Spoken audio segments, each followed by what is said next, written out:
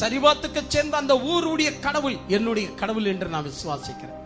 என் கேஸின் மீது நான் கையை வைக்கிறேன். இதை நிரப்ப வேண்டியது உம்முடைய வேலை.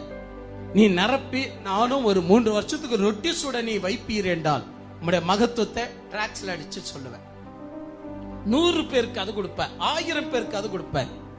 யார் இந்த டுபாக்கூர் ஃபாதருங்க இந்த டிராக்ஸ் எல்லாம் அடிக்கிறது?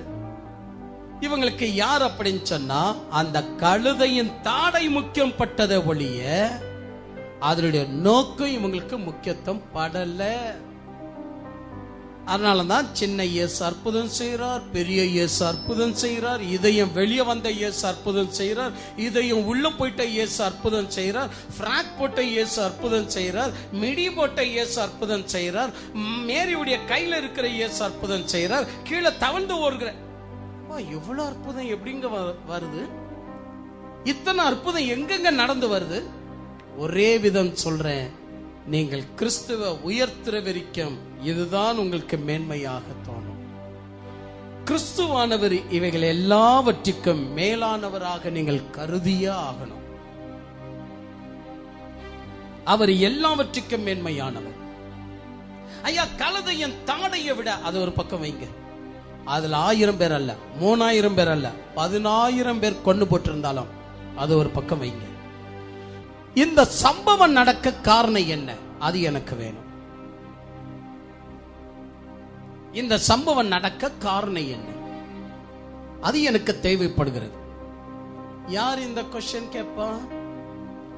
எவன் ஒருவன் சத்தியத்தின் மேல வாஞ்சியா இருக்கிறானோ அவன் தான் அந்த கொஸ்டின் கேட்க முடியும். ஆனா மற்றவர்களுக்கு என்ன? அது எவ்வளவு கிரேட்னஸ். அதை கீழே இருந்து போட்டோ பிடிங்க, மேல இருந்து போட்டோ பிடிங்க, சைட்ல இருந்து போட்டோ பிடிங்க, அது எவ்வளவு ஷார்ப்பா இருக்குன்னு ஜனங்களுக்கு சொல்லுங்க. இந்த ஷார்ப்பை விட கற்று கூட பெரிய ஷார்ப்னஸ் அல்ல அப்படின்னு சொல்லுங்க உலகத்துக்கு. இப்ப நம்முடைய நோக்கம் எல்லாம் எப்படி மாறிச்சுன்னா, பச்சை தாடியை கொண்டு சிம்சோனை வெற்றி சிறக்க பண்ணின கடவுளுடைய அந்த நோக்கம் மறந்து போயிடுச்சு. இப்ப நம்முடைய நோக்கம் எல்லாம் அந்த பச்சைத்தாடை எவ்வளவு ஸ்ட்ராங்கா இருக்கக்கூடும் அப்படி போயிடுச்சு நம்முடைய கதை. இயேசு கிறிஸ்து ஏன் அற்புதம் செய்தார் அது போயிடுச்சு நம்மளுக்கு. ஏன் இன்னைக்கும் செய்ய மாட்டார் ஆண்டவர்? அன்றைக்கும் செய்வார் இயேசு, இன்றைக்கும் செய்வார் இயேசு. இந்த பாட்டை பார்த்தீங்களா? நால்மாவுடைய பாட்டு. அற்புதம் செய்வார் இயேசு, அதிசயம் செய்வார் இயேசு, தோசை அம்மா தோசை, ஆயா சுட்டது, சேம் அதே மெத்தட்ல அற்புதம் செய்வார் இயேசு, இன்றைக்கு செய்வார் இயேசு, இப்போதை செய்வார் இயேசு. அப்ப இவங்களுக்கு எங்க போயிடுச்சு நாலேஜ்? கிறிஸ்துவானவரும் உயர்த்துற மாதிரி இருக்கும், ஆனா கிறிஸ்துவானவர் அங்க உயர்த்தப்பட மாட்டார். இவங்க யாருன்னா சிப்பாய். டைரக்ட் இயேசுடைய குரல் கேட்டு தாகமா இருக்கிறேன்னு அவரே சொன்னார், என் காதுல கேட்டேன்னு சொல்லி கசப்பு காடியை கொண்டு போறங்க. கேட்டா எவிடன்ஸ் என்கிட்ட இருக்கு, அவர் தாகமா இருக்கிறேன்னு என்று சொன்னார். ஆனா இயேசு குடிச்சாருன்னு அடுத்த கேள்வி கேட்டு பாருங்க, இயேசு குடிச்சிருக்க மாட்டார். ஏன் குடிச்சிருக்க மாட்டார்? எவிடன்ஸ் காட்டுறேன். 6 எவிடன்ஸை காட்டுவதற்கு முன்னாடி 6 கூத்துகளை முதல்ல காட்டிடுறேன். இங்க நடக்கிற 6 கூத்துகளை பாருங்க. ஃபர்ஸ்ட் கூத்து நம்ம பார்த்தோம், என்னன்னு? கழுதையா இல்ல கழுதைய பேச வைத்த கிரியேட்டரா? கழுதை தான் முக்கியம் சொல்லிட்டோம். அடுத்தது கழுதையின் பச்சைத்தாடையா அல்லாவிட்டால் அந்த நேரத்தில் வெட்டி சிறக்க பண்ண கடவுளுடைய நோக்கம் என்ன?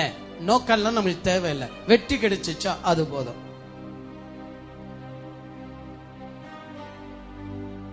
என் அன்பு தெய்வ பிள்ளைகளை, கொஞ்சம் உங்களுடைய வாழ்க்கை நீங்கள் உணர்ந்து பாருங்கள். உடைய ஜீவத்தை நீங்கள் உணர்ந்து பாருங்கள். நாம டெய்லி வசந்த கேட்டுட்டே இருக்கிறோம், டெய்லி பாடுறோம், நல்லா பாடுறோம், ஆண்டவரை உயர்த்துறோம், எல்லாம் ஓகே தான். ஆனால் கிறிஸ்துவானவர் மேன்மையாக இருக்கிறாரா? தேவன் மேன்மையாக வச்சிருக்கிறோமா? அல்லவிட்ட தேவனுக்குரியவைகளை மேன்மையாக வச்சிருக்கிறோமா? எதை நாம் மேன்மையாக வச்சிருக்கிறோம்? 2 பேர் கோயிலுக்கு வந்தாங்க. அப்போ ஒரு பெரியவர் அந்த 2 பொம்பளைங்களையே கவனிச்சுட்டு இருந்தார். ஒரு பொம்பளை கொஞ்சம் என்ன பண்ணுது, இன்னொரு பொம்பளைய குறித்து ரொம்ப அக்கறை எடுக்குது.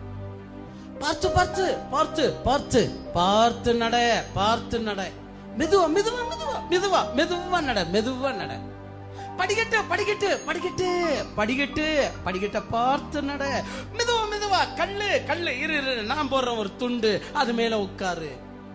பெரியவர் பார்த்து கேட்டார், எங்க அவங்க உங்களுக்கு அம்மாவா? என்னங்க நீங்க இப்படி கேட்டீங்க, வயசுல தெரியலையா? சாரிங்க. அவங்க உங்களுக்கு அக்காவா? என்னங்க இப்படி கேட்டீங்க, அவங்க அக்கா இல்ல. அவங்க உங்களுக்கு தங்கச்சா? என்னங்க நீங்க, அவங்க எங்களுக்கு தங்கச்சியும் இல்ல. அவங்க உங்களுக்கு உறவினரா? என்னங்க நீங்க இப்படி கேட்கறீங்க, அவங்க உறவினரும் இல்ல. பின்ன ஏங்க படிக்கட்டு இறங்கி வந்தா படிக்கட்டு படிக்கட்டு பார்த்து பார்த்து, உட்கார வந்தா ஐயோ கல்லு கல்லு, மண்ணு மண்ணு மண்ணு மண்ணு, பார்த்து உட்காருங்க, ஏங்க இப்படி இவ்வளவு அக்கறை எடுக்கிறீங்க? அப்ப இந்த அம்மா சொன்னாங்க, அவங்க கட்டி இருக்குது ஏன் போடுவேன். இங்க யார் மீது அக்கறை நீங்கள் எண்ணி பார்த்தீர்களா? எவ்ரி ஊழியக்காரன் செய்வது கிறிஸ்து மேல அக்கறை கொண்டார்கள் என்று. ஆனா உட்கார்ந்து பாருங்க, உங்களுக்கு அவங்க கிறிஸ்துவ காட்டுறாங்களா அப்படின்னு. அவங்க காட்டுறதெல்லாம் கிறிஸ்துவுக்குரிய பொருளை காட்டி கொண்டிருப்பார்கள்.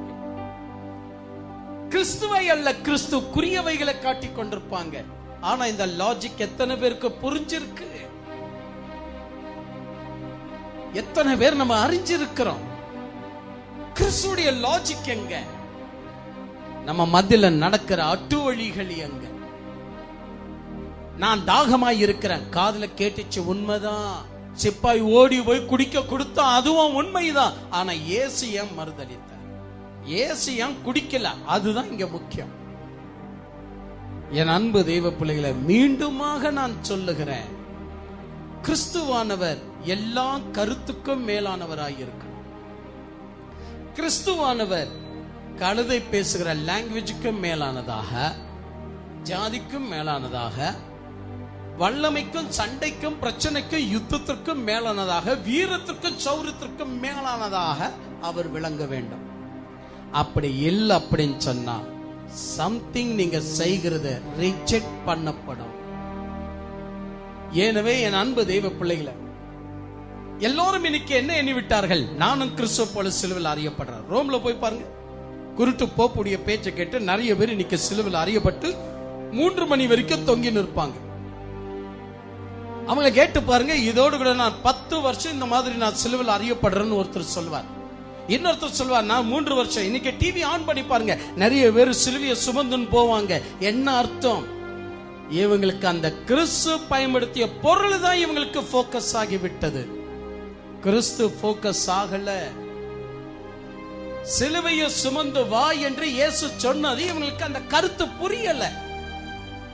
சிலர்களை கேட்டா சிலுவையை சுமந்து வானா, அதாபா கஷ்டம் நஷ்டம் உபதிரவம் பிரச்சனை இதான்பா.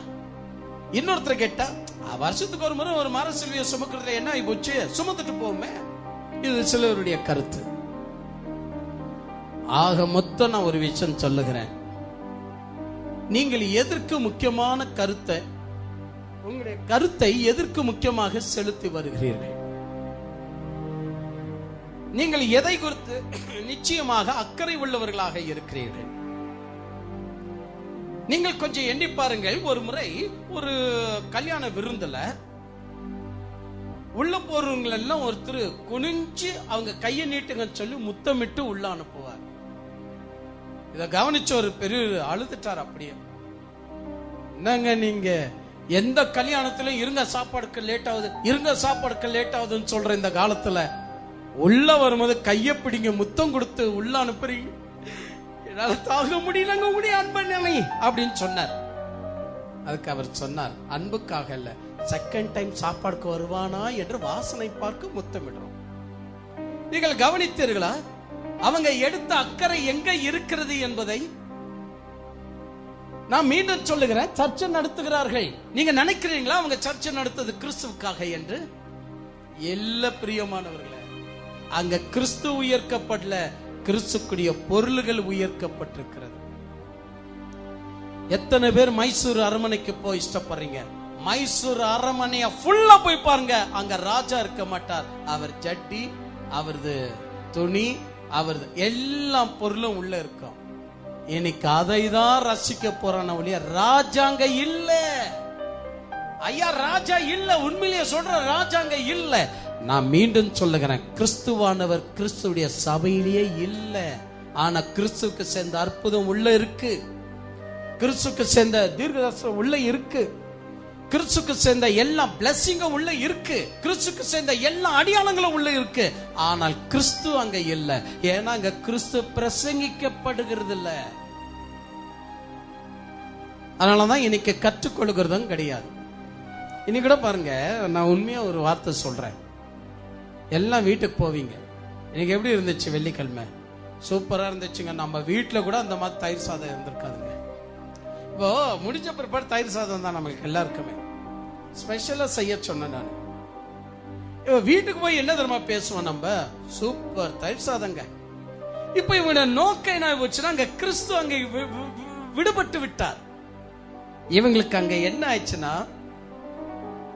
நீ போன ஞாயிற்றுக்கிழமை இதே ட்ரெஸ்ல தானே வந்தே, அதையா எப்படி கண்டுபிடிச்சிட்டேன்? இவங்களுக்கு இதான் இன்னைக்கு முக்கியம். இவங்களுக்கு என்ன முக்கியம்னா, யார் போன ஞாயிற்றுக்கிழமை எந்த ட்ரெஸ்ல வந்தான். உனக்கு ஒரு விஷயம் தெரியுமா? என்ன சொல்லு, இந்த வெள்ளிக்கிழமையோடு கூட இந்த வெள்ளிக்கிழமை சேர்த்தா 148வது நாள் இந்த சபைக்கு வர. அப்படியா? இதெல்லாமா என்னவாங்க? அது முக்கியம் அல்ல. 148 நாள் இதே இடத்துல உட்கார்ந்து இருக்கிற எவருக்கும் இடம் கொடுக்க மாட்டேன். Same place. நீ இதெல்லாம் கவனிச்ச என்ன? ஒவ்வொருத்தருக்கும் ஒரு போக்கஸ் இருக்குல்ல. நம்ம ஏன் வந்தோ, என்னத்தை கற்றுக்கொண்டோ, இவர் என்னத்தை பிரசங்கம் பண்ணா, நான் ஏன் இவங்க கையில தசம பாகம் கொடுக்கணும்? நான் அறிய வேண்டியது கிறிஸ்து. அந்த கிறிஸ்துவானவர் இவர் காட்டினாரா? அந்த கிறிஸ்துவானவர் இவர் வெளிப்படுத்தினாரா? நான் எங்க கொடுக்கணும்? என்னைக்கு அது ஒரு கேள்வி எழுப்பி இருந்தா சத்தியத்திற்காக உங்களுடைய காணிக்கெல்லாம் பயன்பட்டிருக்கும். ஆனா இல்ல, எல்லாம் பெருமைக்குரிய காணிக்க. அதனால நம்ம என்ன பண்றோம்? எங்கை சத்தியத்திற்காக அங்க போயிட்டு இல்ல, கிறிஸ்துவுக்கு போயிட்டு இல்ல, கிறிஸ்துவுக்குரியவைகளுக்கு போயிட்டு இருக்கிறது. அடுத்தது 3வது எக்ஸாம்பிள் பாருங்க. இது கூட ரொம்ப முக்கியம். இது உண்மையிலேயே டிவில எல்லாம் காட்டுவாங்க. மிக மிக ஃப்ரெண்ட்லியான பல விஷயத்தை நீங்க பார்த்திருப்பீங்க. அன்பு நேயர்களே இங்க பாருங்க, அன்பு வியூயர்ஸ்களே இங்க பாருங்க, நீங்க மிக மிக ஃப்ரெண்ட்லியான நாயை பார்த்திருப்பீங்க. ஆனா நாய் மிஞ்சினால் என்ன பண்ணும்? உங்களை திருடத்துல இருந்து காப்பாற்றும். நாங்கள் இங்க உங்களுக்கு ஒரு முக்கியமான விஷயம் சொல்ல போகிறோம். இங்க பாருங்க, ஃப்ரெண்ட்லியா இருக்கக்கூடிய சில பூனைகளை பார்த்திருப்பீங்க. அவங்களுக்கு ரொம்ப ஃப்ரெண்ட்லியா அந்த எஜமானியோடு கூட பழகும். மியா மியானு கத்தி அவங்களுக்கு சமாதானத்தை உருவாக்கும். மிக ஃப்ரெண்ட்லி இருக்கக்கூடிய பச்சைக்கிளிய பார்த்திருப்பீங்க. அவங்க பேசுகிறத ரிப்பீட் பண்ணி பேசும். ஆனா இப்ப நாங்க காட்ட போது மிக மிக ஃப்ரெண்ட்லியா இருக்கிற ஒரு மீனை காட்டுகிறோம். அந்த மீன் ஒரு மனிதனை தன் எஜமான 3 நாள் இரவும் பகலும் வயிற்றிலே வச்சு 3வது நாள் கரை சேர்த்ததா. இப்படிப்பட்ட மாம்பெரிய மீனை குறித்து பேச போகிறோம். சொன்னாலும் இது கிறிஸ்துடைய சப்ஜெக்ட் அல்ல. யோனா புஸ்தகத்தை நாம் வாசிக்கும் போது 3வது விஷயம், 1ஆம் அதிகாரம் 17ஆம் வசனத்தை வாசித்து பாருங்க. அந்த இடத்துல யோனா தீர்க்கதரிசியை குறித்து பரிசுத்த வேதாகமா ஆண்டவர் என்ன செய்தார்? விழுங்கும்படி ஒரு பெரிய மீனை கர்த்தர் ஆயத்தப்படுத்தி இருந்தார். யோனாவை விழுங்கும்படி தேவன் ஒரு பெரிய மீனை கர்த்தர் ஆயத்தப்படுத்தி இருந்தார். அந்த மீன் வயிற்றிலே யோனா ராப்பகல் 3 நாள் இருந்தான். அந்த மீனின் வயிற்றுல யோனா ராப்பகல் 3 நாள் இருந்தான். ஏன் ஆண்டவர் அதை செய்தார்? அது போயிடும். இப்ப இவங்களுக்கு எது முக்கியம்னா, இவ்வளவு ஒரு ஃப்ரெண்ட்லியான மீனை பார்த்தீர்களா? இப்படி ஒரு ஃப்ரெண்ட்லியான மீனை நீங்க கவனிச்சீங்களா? எவ்வளவு ஃப்ரெண்ட்லியா இருக்கு பாருங்க. 3 நாள் வயிற்று வச்சிருக்கு.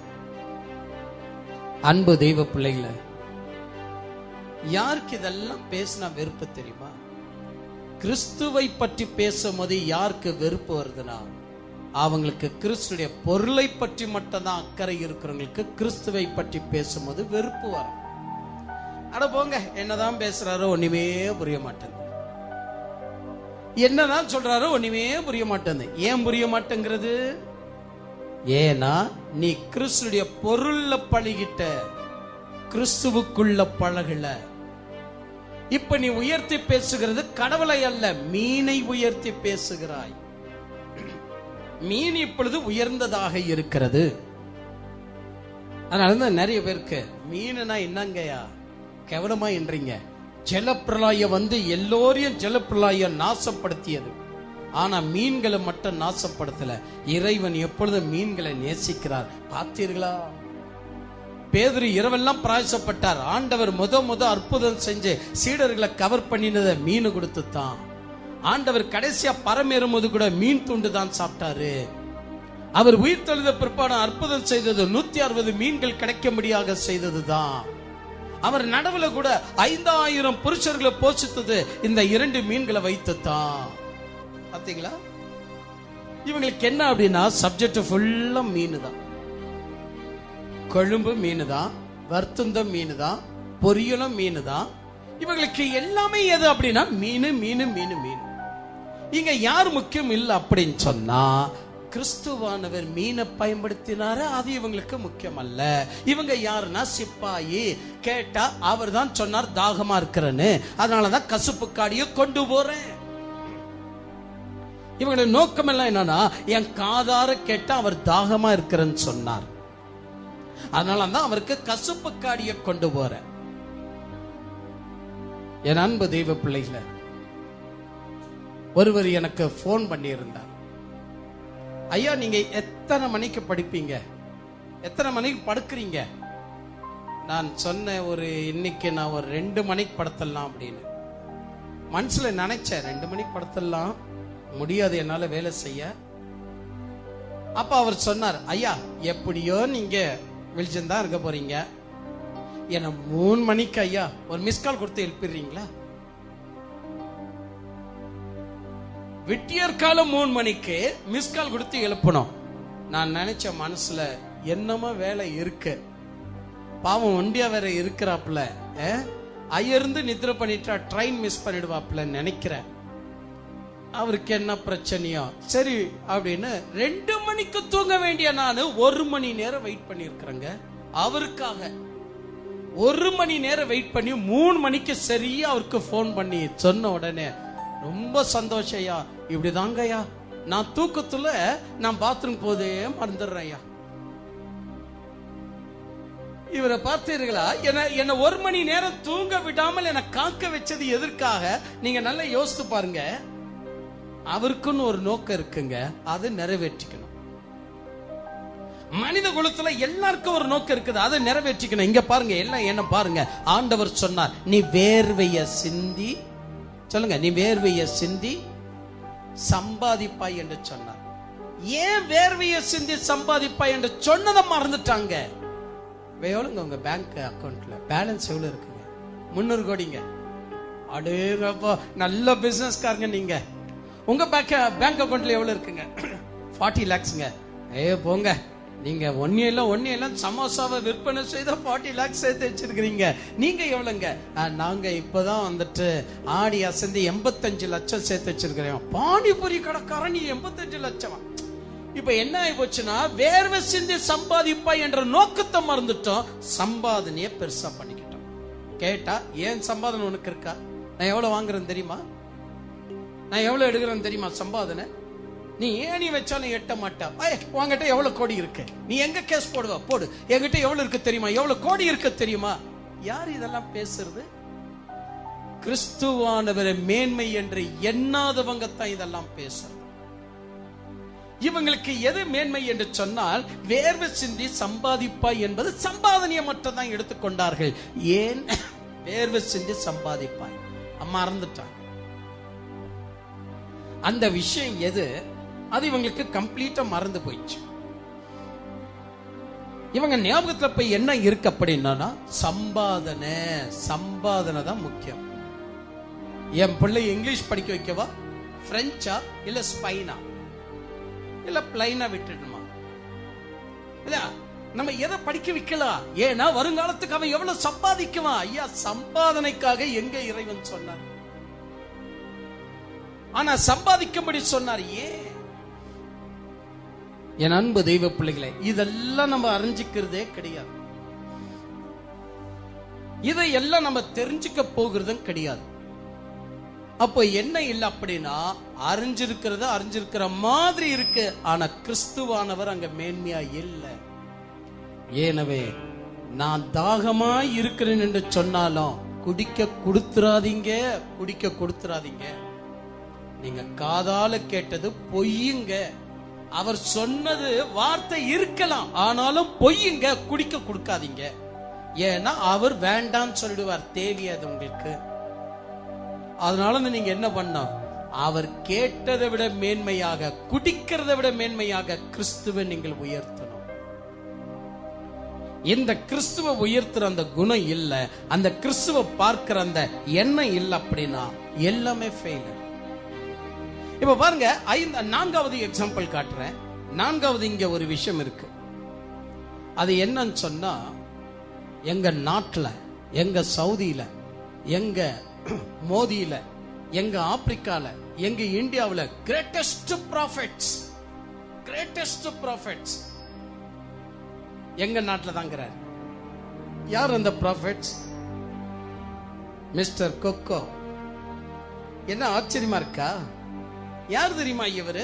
ஆமா, ஆண்டவர் சொன்னார், பேதுரு நான் உனக்கு மெய்யாகவே சொல்லுகிறேன், கோழி கூடுதற்கு முன்னாடியே 3 தடவை என்ன மறுதளிப்பாய் என்ற விஷயத்தை மறந்துட்டான். கோழி எப்படி கரெக்டா 3 தடவை கூப்பிட்டது, அது பெருசாயிடுச்சு. இவங்களுடைய சப்ஜெக்ட் எப்படின்னா, கோழி ஏன் 3 தடவை கூப்பிட்டது, அது ஒரு கிரேட் ப்ராஃபிட். அதுக்கு தெரியும், தனி இறைவனுடைய வார்த்தையை நிறைவேற்றுன்னு அதுக்கு தெரியும். இந்த கோழியை பார்த்தீர்களா? நம்மை போல அது தூங்குறது இல்ல, நம்மை போல அது சாப்பிடுறது இல்ல. கோழியை பத்தி இவ்வளவு பேசுவாங்க, ஆனா விஷயம் என்னன்னு சொன்னா, கோழியை பற்றி அல்ல இங்க மேன்மை, கிறிஸ்துவை பற்றி மேன்மை. ஆனால் கிறிஸ்து இங்க தாழ்த்தப்படுகிறார். ஐயா, எல்லா இடத்துலயும் ஆலயம் உயர்த்தப்பட்டிருக்கிறது, ஆனா கிறிஸ்து இங்க தாழ்த்தப்படுகிறார்.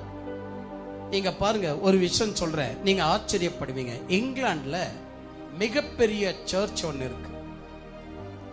உள்ளத்துக்கு தூணை கொடுத்து அந்த சர்ச்சுடைய முதல் பகுதியை மட்டும் மிக உயரமாக உயர்த்திருக்கிறார்கள். கோபுரம் கிடையாது, அது சுவர்.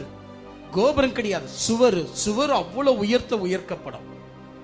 அந்த உயரத்துல ஒரு ஆட்டுக்குட்டி ஒன்று இருக்கும். இப்ப நான் உங்களை கொண்டு போய் அவ்வளவு உயரத்துல ஒரு ஆட்டுக்குட்டி இருக்க, என்னன்னு கேட்டா நீங்க என்னன்னு சொல்லுவீங்க? ஒரு சர்ச் கிறிஸ்தவ தேவாலயத்துடைய மேல ஸ்டோன்ல வந்துட்டு ஒரு ஆடை எழுதி இருக்கிறாங்க. ஸ்டோன்லயே ஜோடிச்சிருக்கிறாங்க. ஒரு ஆட்டுக்குட்டியுடைய ஒரு பிக்சர் மேல தெரிது. உங்களை கொண்டு போய் அந்த ஆட்டை குறித்து 2 நிமிஷம் பேசுன்னு சொன்னா, நம்ம சண்டே கிளாஸ் முதற்கொண்ட பிள்ளைங்க பேசும், அது தேவ ஆட்டுக்குட்டி, உலகத்துடைய பாவத்தை சுமக்கிற தேவ ஆட்டுக்குட்டி, எல்லாம் பேசுவது உண்மை. இப்போ அந்த சர்ச்சை கட்டினவரு கேட்கலாம், ஏன் அங்க ஆடு இருக்குன்னு கேட்கலாம். உண்மை சம்பவம். அவர் சொல்றாரு, மேல கடைசியா சிலுவைய வைக்கணும் என்ற நேரத்துல பாஸ்டர் தவறி கீழே விழுந்துட்டாரு, ஆயரு தவறி கீழே விழுந்துட்டாரு. அவ்வளவு உயரத்துல இருந்து 90 அடி உயரத்துல இருந்து எங்க ஆயர் கீழே விழுகிற நேரத்துல கும்பலா ஆட்டுக்குட்டிங்க போயிட்டு இருந்துச்சு. நல்ல வேலை, ஆட்டின் மீது விழுந்ததுனால் ஐயா சிறு காயத்தோடு கூட தப்பித்துக் கொண்டார். இந்த ஆட்டை நினைவுறும் பொருட்டாக நாங்க இதனுடைய வடிவத்தை மேல வச்சிருக்கிறோம். அப்ப அந்த ஆடு வேற, இந்த ஆடு வேற. கிறிஸ்துவானவர் ஆடா இருக்கிறது வேற, இவன் நினைச்சிருக்கிற ஆடுகள் வேற. என் அன்பு தெய்வ பிள்ளைகளை, எத்தனை டிஃபரெண்ட். இன்னைக்கு நம்ம மனசுல நினைச்சிட்டு இருக்குது கிறிஸ்துவானவர் போல பக்கத்து ஆளுக்கு தெரியும், ஆனா கிறிஸ்துவுக்கு தெரியும் நீ யார மனசுல வச்சிருக்கிற, நீ எதை மனசுல வச்சுன்னு இருக்கிறனோ கிறிஸ்துவானவருக்கு தெரியும். ஆகவே தேவனை எல்லாவற்றுக்கும் மேலாக வைக்க நான் சில உதாரணம் கொடுக்கிறேன். இந்த சம்பவத்தை சொல்லிட்டு உதாரணம் கொடுக்கிறேன். மத்தேயு 26ஆம் அதிகாரம் 34 வசனத்துல கிறிஸ்துவானவர் சொன்னது போலவே கோழி 3 தரம் கூப்பிட்டது. ஆகிலும் கோழியை உயர்த்தாதீங்க, கோழியுடைய சப்ஜெக்ட் இப்ப நமக்கு முக்கியம் அல்ல.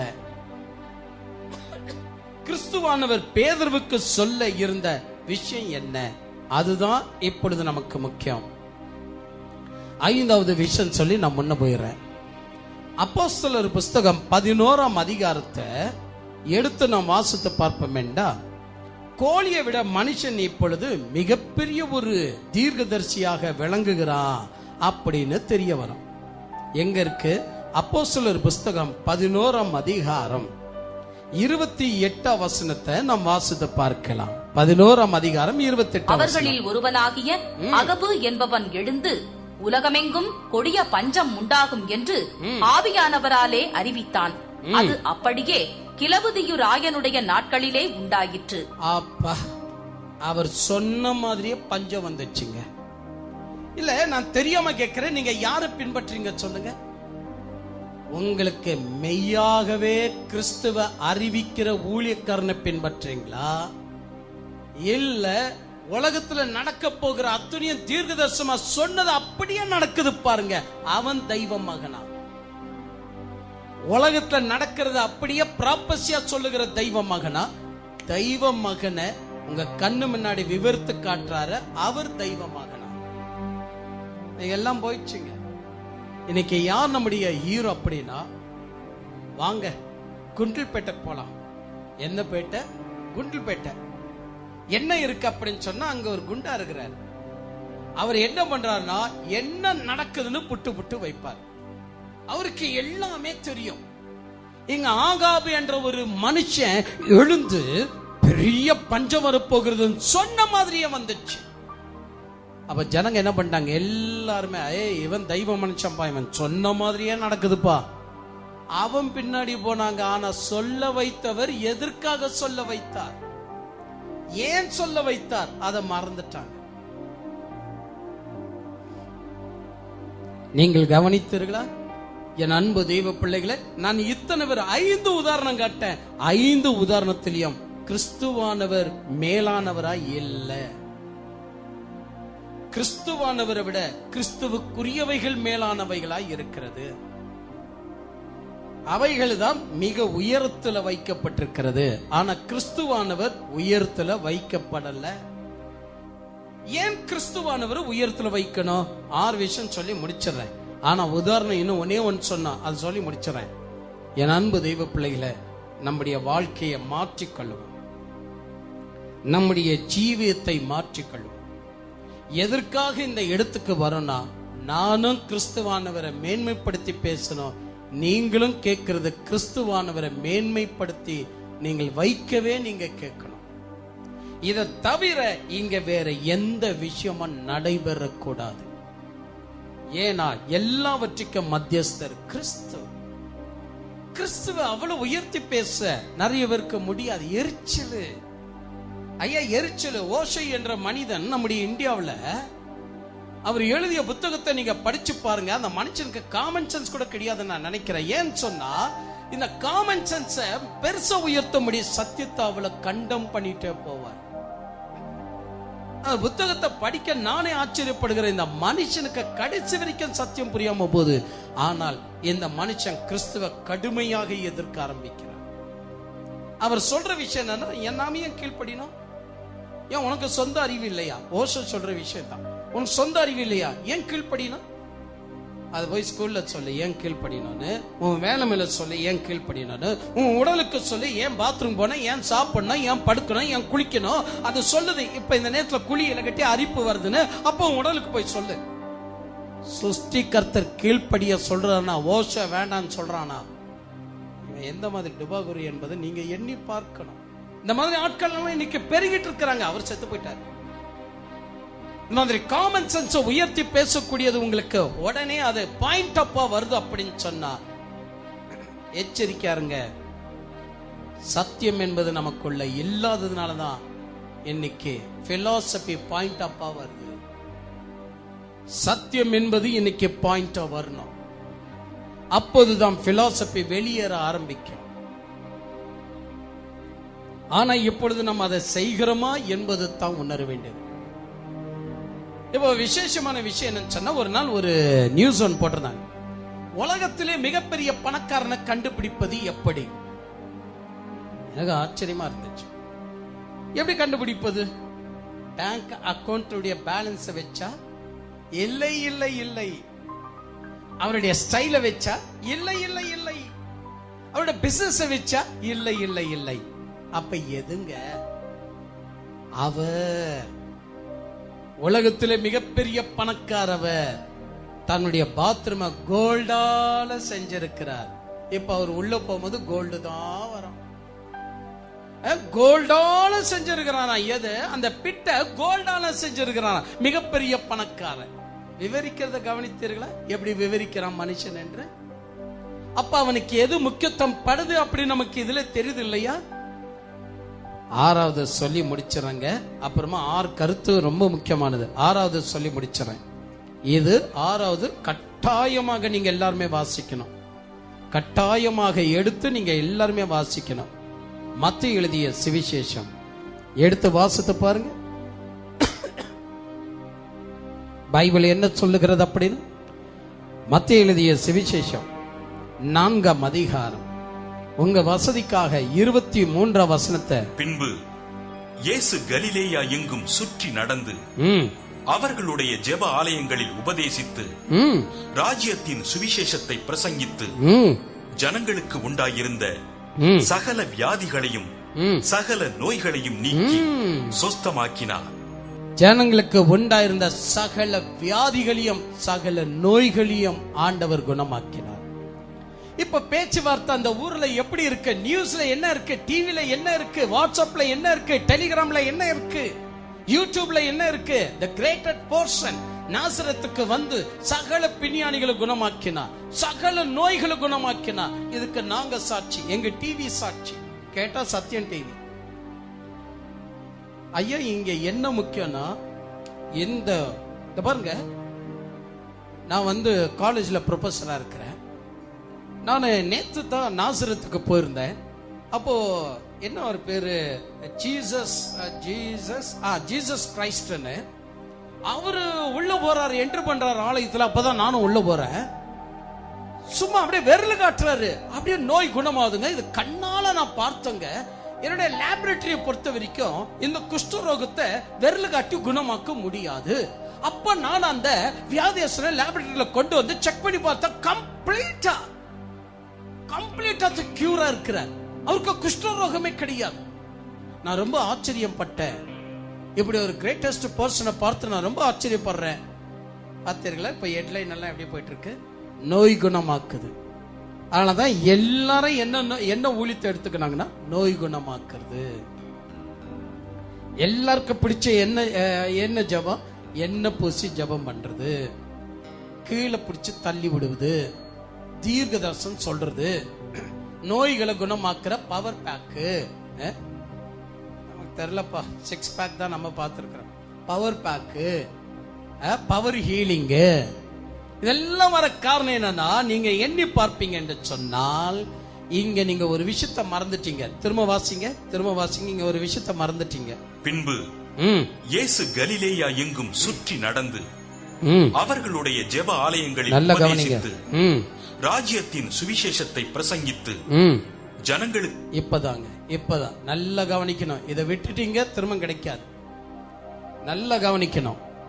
இப்போ இங்க வியாதி குணமாக்கப்பட்டது கிரேட்டஸ்டா நீங்க ஊழியத்தை ஆரம்பிக்க கூடாது. தப்பு. ஹீலிங்க நீங்க மினிஸ்ட்ரியா எடுக்க கூடாது. ஹீலரை நீங்க மினிஸ்ட்ரியா எடுக்கணும். ஹீலிங்க எடுத்துக்காதீங்க. ஹீலிங்க நீங்க ப்ரொடியூஸ் பண்ணாதீங்க. ஹீலரை ப்ரொடியூஸ் பண்ணணும். மற்றவங்க கூட சொல்லலாம், என்ன நாங்க யாரு ஹிட்லரியா ப்ரொடியூஸ் பண்றோம்? நாங்களதான் ஹீலர்னு. ஹீலர் ப்ரொடியூஸ் பண்ண காரணமே ஹீலிங்காக. ஆனா நானு ஹீலிங்காக அல்ல, ஹீலிங்கே நீக்கி விட்டு ஹீலரை மட்டும் தான் ப்ரொடியூஸ் பண்றேன். இது உன்னால முடியுமா? இப்ப பாருங்க, வாசிங்க.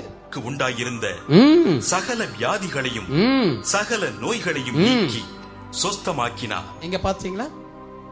இதுல எது கிரேட்டஸ்ட்னா, நோயை குணமாக்கின ஹீலிங் கிரேட்டஸ்ட் அல்ல, ஹீலர் உன்னுடைய வாழ்க்கையில கிரேட்டஸ்டா வரும். ஹீலிங் ஒரு முறை நடந்துட்டா பின்பு என்ன டிசீஸ் வந்தாலும் அதை தாங்கிக்கிட்டு நீ போயிட்டே இருக்கணும், சிலுவைய சுமந்து. அப்ப உனக்கு என்ன ஆகும்னா ஹீலிங் அல்ல, ஹீலர் முக்கியம் அப்படி என்கிற கருத்து உனக்கு முக்கியத்துவம் படும். என் அன்பு தெய்வ பிள்ளைகள, இங்க வாசித்தீங்களா இந்த வசனத்தை? நல்லா கவனிக்கணும். சகல, சொல்லுங்க, சகல வியாதியையும், சகல, பத்தியா விட்டுட்டீங்க விட்டுட்டீங்க, திரும்ப வாசிங்க. வியாதிகளையும், சகல வியாதிகளையும். என்னதுங்க சகல? சொல்லுங்க, சகல, சகல வியாதிகளையும், சகல நோய்களையும் நீக்கி, சகல நோய்களையும் நீக்கி. அப்ப கிறிஸ்துவானவர் இங்க என்ன ப்ரூவ் பண்ண வர்றாருன்னா, சகல வியாதியஸ்தரை நான் குணமாக்க வரல, சகல வியாதிகளை மட்டும் தான் நான் குணமாக்க வந்தேன். கரங்களை தட்டி ஆண்டவரை ஸ்தோத்தரிக்கணுங்க. சும்மா உட்கார்ந்து இருக்கிறீங்க. சகல வியாதியஸ்தரை நான் குணமாக்க வரவில்லை, சகல நோயாளிகளை நான் குணமாக்க வரவில்லை, சகல நோய்களை குணமாக்குற சக்தி என்கிட்ட இருக்குன்னு சொல்ல வந்தேன். சகல வியாதிகளை குணமாக்குற, படிங்க, மீண்டும் படிங்க. சகல வியாதியஸ்தர் சொல்லப்படல, சகல நோயாளின்னு சொல்லப்படல. ஜனங்களுக்கு உண்டாயிருந்த சகல வியாதிகளையும், அப்ப இந்த பூமியில உண்டாயிருக்கிற சகல வியாதிகளையும், சகல நோய்களையும் நீக்கி, சகல நோய்களையும் நீக்கி சுஸ்தமாக்கினார். ஆனா எல்லா வியாதியஸ்தரையும் அல்ல. இப்ப பார்த்தீர்களா? ஹீலரா இல்ல ஹீலிங்கா? கடவுளுடைய நோக்கத்தை இப்படிதான் நம்ம எல்லாரும் மறக்கிறது. தேவனுடைய நோக்கத்தை இப்படிதான் மறந்துட்டு போகுது. இங்க பாருங்க, இங்க பாருங்க, ஒரு வசனத்தை ஒரு வசனத்துல அனுமானம் உண்டாக்கப்படலாம். இங்க பாருங்க, என்ன பாருங்க, ஒரு வசனத்துல அனுமானம் உண்டாக்கப்படலாம். அனுமானம்னா அத தூய தமிழ்ல இருந்து இப்படி சொல்லணும்னா சந்தேகம் வரலாம். ஒரு வசனத்துல அனுமானம் உண்டாக்கப்படலாம். ஆனால் வசனத்தையே தூக்கி போகிற அனுமானம் மட்டும் மாறாது. இவனுக்கு மணிய தூக்குற வல்லமை இருக்கா, சஞ்சீவினி செடியை தூக்குற வல்லமை எங்க எங்க முடியல. தூக்கு, மணிய தூக்கிட்டு போறாப்ல, அந்த சின்ன சஞ்சீவினி தூக்குற ஐடியா இந்த மனுஷனுக்குள்ள. அனுமானங்கள் வரலாம், அனுமார் மட்டும் ஆவே கூடாது. நம்ம அனுமானம் மனுஷனாக மாறியா, சந்தேக மனுஷனா மாறு. இறைவன் ஏதோ ஒரு ஊழியக்காரன் உன் வாழ்க்கையில கொண்டு வருவார். ஜாட் என்ற மினிஸ்ட்ரி போல ஒரு ஊழியம் நமக்கு நிச்சயம் கிடைக்கும். கேள்விகளுக்கெல்லாம் பதில் கிடைக்கும், தூய்மையான சத்தியம் நமக்கு கிடைக்கும். ஆனா அனுமாரா மாறிட்டு நீ சபையே தூக்கிடுவா பண்ணி, நீ சபையும் தூக்கிடுவ, ஊழியக்காரனும் தூக்கிடுவ, ஊழியத்தை கூட நீ தூக்கிடுவ. அனுமாரா மாறாத, அனுமானா மாறு. எத்தனை சந்தேகம் வந்தாலும் நான் தீர்த்து வைக்கிற சஞ்சீவனி செடி எப்படி எடுக்கணும். மழையை மட்டும் தூக்கிடாத, மழை இன்னொருத்தருடைய சொத்து, அது அங்கே இருக்கட்டும். ஆனா இப்படி நம்ம யோசிக்கிறது இல்ல ஐயா, அப்படி யோசிக்க நமக்கு முடிகிறது இல்ல. அதுல ஒரு நல்லதை யோசிக்கிறோம். இப்போ நல்லதை சொன்னா எப்படி வந்தாலும் நல்லது சொல்லலாம். ரெண்டு பேர் பேசுறான், டேய் மாமு, குடிக்காரலே நீ தாண்டா நல்ல குடிக்காரன். பாருங்க, நமக்கு ஆச்சரியமா இருக்கு. இவன் சொல்றான், மாமு குடிக்காரலே நீ தாண்டா நல்ல குடிக்காரன். அதுக்கு இவன் சொல்றான், போங்கடா எனக்கு வெக்கமா இருக்கு, நீங்க இப்படி எல்லாம் சொல்றத பார்த்தா எனக்கு வெக்கமா இருக்கு. அதுக்கு இவன் சொல்றான், இல்ல மாமு உண்மையா சொல்ற, நீ குடிக்கும் போது என்னைக்குமே ஒண்டியா குடிக்கிறதுல எங்களை எல்லாம் சேர்த்து குடிக்க வைக்கிறடா, நீ நல்லவன். பாத்தீர்களா? இவன் ஒரு குடும்பம் நாசம் பண்றதுல எல்லா குடும்பத்தையும் நாசம் பண்றான். நம்ம நாட்டுல முழு குடும்பத்தை நாசம் படுத்தி கடன்காரனா ஓடிட்டார். அங்கிருந்தும் மறுபடியும் நாசப்படுத்தி இருந்தாங்கிறார் கிங்ஃபிஷர். சார் அதை போட்டு விடுங்க. நீங்க பார்த்தீர்களா? இன்னொருத்தர் சொல்றான், குடிக்காரலையே எங்க மாமா போல நல்லவன் யாரும் கிடையாது. எப்படி சொல்ற? அவர் குடிச்சார்னா கண்ண மாதிரி இருப்பார். பாருங்க, இவங்க எல்லாம் நல்லவர், பாராட்ட வழி இருக்குன்னு சொல்ல வரேன். ஒரு குடிக்காரனை கூட பாராட்ட வழி இருக்கணும் போது ஏங்க ஒரு சத்தியத்தை பாராட்ட மனசு இல்ல நமக்கு? ஏன் ஒரு சத்தியத்தை உணர்ற மனசு நமக்கு இன்னும் வரல? ஏன் அன்எஜுகேஷன் ஸ்டார்டிங்ல இருந்து நீ படிப்புக்கு முக்கியத்துவம் கொடுக்கல. ஜான் பிரதர் சொன்னார், நீயும் படிச்சிருக்கிற, நீயும் படிச்சிருக்கிற, நானும் படிச்சிருக்கிறேன். ஆனா சாத்துக்குள்ள வரும்போது தான் தெரியுது நம்முடைய டோட்டல் படிப்பு ஒன்றுமே இல்லை என்று தெரிந்தது. இதை ஜான் சொல்லல, அப்போஸ்தலனாகிய பவுல் சொன்னார், கிறிஸ்துவுக்காக எல்லாவற்றையும் நான் நஷ்டம் என்று எண்ணுகிறேன். ஐயா, உங்களால சொல்ல முடியுமா? கிறிஸ்துவுக்கு முன்னாடி எல்லாம் குப்பங்க, எல்லாம் குப்பங்க. எத்தனை பேர் சொல்றீங்க கிறிஸ்துவுக்கு முன்னாடி? சொல்லுங்க, எத்தனை பேர் சொல்றீங்க? இனிமே இங்க ஜெபிக்க வரக்கூடாது. அந்த நோயை கூட நீங்க குப்பையாக எண்ண வேண்டும்.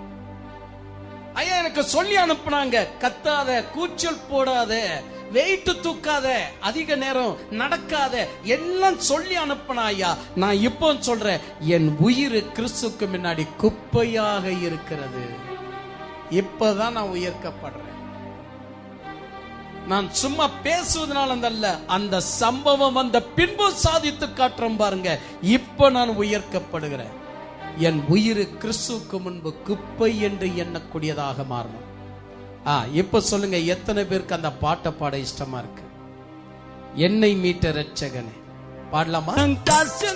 நானும் நேரத்திலே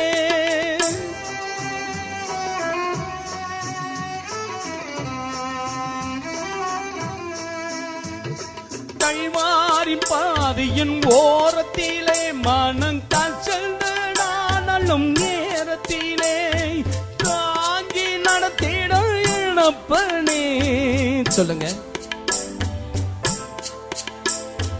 தயவோடு நான் உம்மை பாடுவேனே, தயவோடு நான் உம்மை பாடுவேனே, தயவோடு நான் உம்மை பாடுவேனே.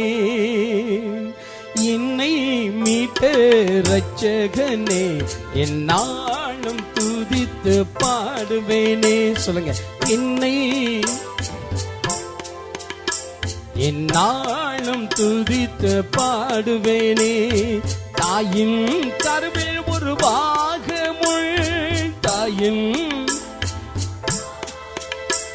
என் பேர் சொல்லி அழைத்த வான்மகனே, என்னை ரட்சகனே என்னாலும் துதித்து பாடுவேனே. 6 விஷயம் சொல்லி முடிச்சிடறேன். ஏன் கிறிஸ்துவானவர் நம்மதில உயர்க்கப்பட்டவராக இல்லை? எல்லாவற்றுக்கும் மேலானவரா கிறிஸ்துவானவர் ஏன் இல்லை? எப்படி இல்லாம போயிட்டார்? ஏன் இப்பொழுது சகல விஷயமும் நமக்கு மேன்மையா தோணுகிறது, ஆனா இவரது மட்டும் ஏன் மேன்மையா? இவரை ஏன் நம்ம மேன்மையா வைக்கல? ஃபர்ஸ்ட் விஷயம், கலாத்தியர் புஸ்தகம் 4ஆம் அதிகாரம், கலாத்தியர் புஸ்தகம் 4ஆம் அதிகாரத்தை நாம் எடுத்து முதல் காரணமாக நாம் கவனித்து பார்க்கலாம். பரிசுத்த வேதாகமம் நம்மை பலப்படுத்தி சொல்லக்கூடிய வார்த்தை 4ஆம் அதிகாரம். வசதிக்காக 19ஆம் வசனத்தை வாசிக்கிறேன், கேளுங்க. நல் விஷயத்தில் வைராக்கியம் பாராட்டுவது நல்லதுதான். அதை நான் உங்களிடத்தில் இருக்கும் பொழுது மாத்திரமல்ல, எப்பொழுதும் பாராட்ட வேண்டும். 19ஆம் வசனம். என் சிறு பிள்ளைகளே, கிறிஸ்து உங்களிடத்தில் உருவாகும் அளவும். அதுதான், கிறிஸ்து உங்களிடத்தில் உருவாக்கப்படல, அற்புதங்களும் தீர்க்கதரிசனங்களும் அதிசயங்களும் உருவாக்கப்பட்டிருக்கிறது. ஆனா கிறிஸ்து உருவாக்கப்படல. கவனித்தீர்களா? கிறிஸ்து உருவாக்கப்படல, ஆனா பட்டிருக்கிற மாதிரி இருக்கு. ஆனா கிறிஸ்து அது அல்ல. கிறிஸ்து உருவாக்கப்படல, மாறாக இவர் சொல்லுகிறார், என் சிறு பிள்ளைகளே, வாசிங்க. உருவாகும் அளவும் உங்களுக்காக மறுபடியும் உருவாகும் அளவும் உங்களுக்காக மறுபடியும் கர்ப்ப வேதனைப்படுகிறேன். சொல்ற, நான் செய்யற ஊழியம் எல்லாம் கிறிஸ்து உங்களுக்குள்ள உருவாக்கப்பட வேண்டும். இதுதான் என்னுடைய ஊழியம். கிறிஸ்துடைய பொருள் உங்களுக்குள்ள உருவாக்கப்படுது, என்னுடைய ஊழியம் அல்ல. கிறிஸ்துடைய பொருளை நான் எதுக்கு உருவாக்கணும்? அவருடைய பொருள் அந்நிய பாஷையா இருக்கலாம், அவருடைய பொருள் அபிஷேகமா இருக்கலாம், அவருடைய பொருள் ஹீலிங்கா இருக்கலாம், அவருடைய பொருள் ப்ராஃபெட்ஸா இருக்கலாம், ப்ராபசியா இருக்கலாம், அவருடைய பொருள் பிளெஸிங்கா இருக்கலாம். அவர் சொல்றாரு, அதல்ல முக்கியம், கிறிஸ்துவானவர் உங்களுக்குள்ள உருவாக்கப்படணும். இதுதான் என்னுடைய நோக்கமாக இருக்கிறது. அப்ப கிறிஸ்துவானவர் உருவாக்கப்படாமலேயே இன்னைக்கு உருவாகி கொண்டிருக்கிறது எது? ஆனா கிறிஸ்துவானவர் உருவாக்கப்படல. ஐயா, ஒரு ஸ்டேடியம் நிறைய ஜனங்களை வச்சு ஒரு பிலிம் எடுக்கிறாங்க. பாகுபலி பார்த்திருப்பீங்களே? நீங்க பாகுபலி எல்லாம் பார்த்திருப்பீங்கன்னா அவ்வளோ கூட்டம், அவ்வளவு ஜனம், பயங்கரமா 2 பேரும் மோதிக்கொள்வார்கள். உண்மை விஷயத்த போய் ஸ்டுடியோல போய் பாருங்க. அந்த பாகுபலியுடைய ஸ்டுடியோ இன்னும் அழிக்கல, அப்படியே வச்சிருக்கிறாங்க. ஏன்னா செகண்ட் பாகுபலி நெக்ஸ்ட் எடுக்கலான்னு ஃபர்ஸ்ட் பாகுபலி எடுக்கிற அந்த ஸ்டுடியோக்கு நம்ம எல்லோரும் காட்டிலும் ஸ்டேசி அந்த ஸ்டுடியோக்கு போயிட்டு வந்தா ஆந்திராவில். அந்த ஸ்டுடியோவை நீங்க போய் பார்ப்பீங்கன்னா அவ்வளவு பேர் அங்க வர சான்ஸே கிடையாது.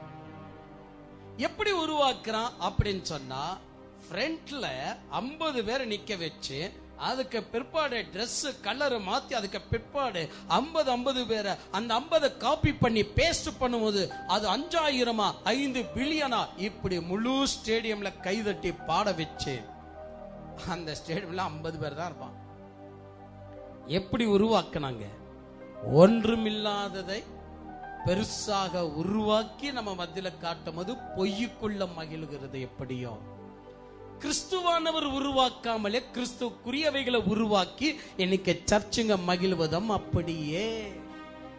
அதனால இந்த ஜாக்கிரதையா இருங்க. நீங்க இருக்க வேண்டியது பொய்த்தன்மையான 50,000 பேருக்குள்ள அல்ல, உண்மையான 5 பேருக்குள்ளவே நிலைத்திருங்க. ஆனா இந்த ஐடியா ஏன் வரலன்னா நமக்குள்ள கிறிஸ்து உருவாக்கப்படல.